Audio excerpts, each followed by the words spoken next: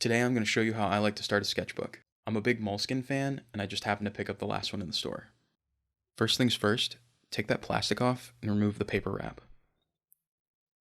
For those that don't know, the paper wrap has a bunch of helpful measuring tools. There's line thickness, an angle finder, and a compass.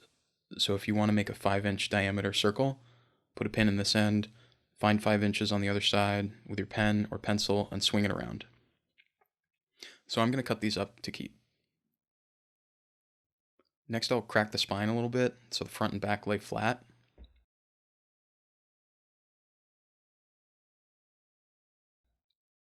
On the back flap, I like to put these credit card holders that I've designed and cut on my Cricut. I bring my sketchbook everywhere, like literally everywhere, so I found a way to also make it my wallet. Next, grab some stickers. Everybody's got stickers laying around, doesn't matter what, slap them on there. I've got a sticker from Hot Oil that my girlfriend got me, and a AAA sticker that I got for free in the mail, and of course a HEITZ.Studio sticker.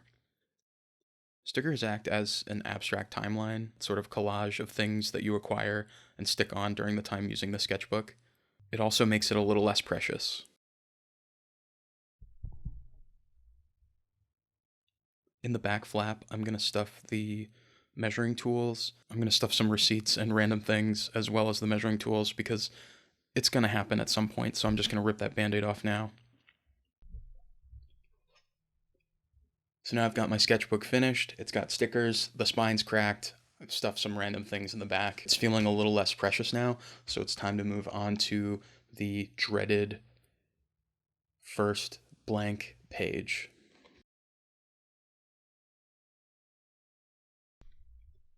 Just going to fold the page down and scribble on it. So I'm just going to draw a random shape, and there we go. Just going to get it out of the way. The first page is always the hardest to deal with. It's menacing. It's the first page. If you do a bad drawing on it, it sets the tone for the rest of the book.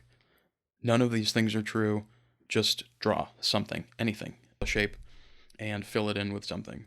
So I'm spinning it around trying to figure out what I could make this into. This is similar to something that I do with the Saturday morning cartoons. And just go for it.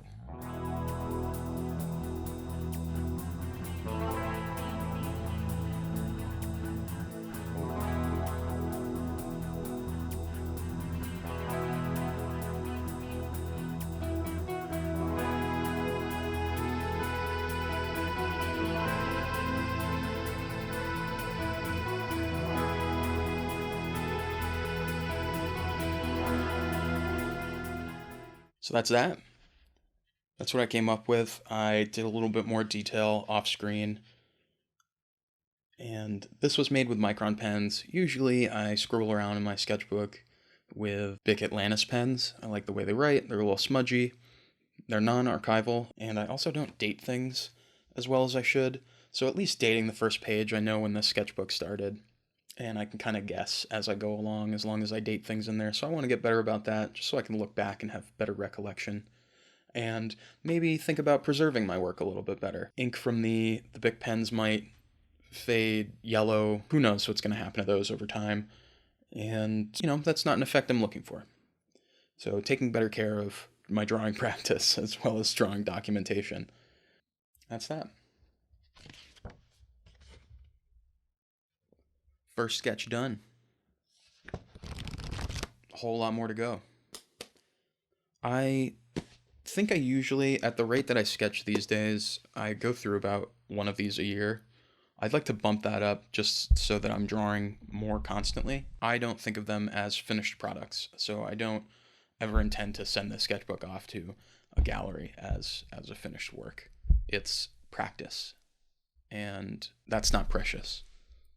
When you're starting your own sketchbook, just go for it.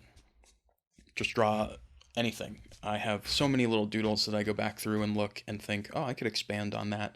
And if I had tried to make a finished product from the beginning, that little drawing would have never happened, and I wouldn't have those ideas to expand upon later. So don't be precious about it. Slap some stickers on there, rip a page out. If you don't want to draw on the first page, tear it out, crumple it up. Use it to bleed out your paint pens. Thanks.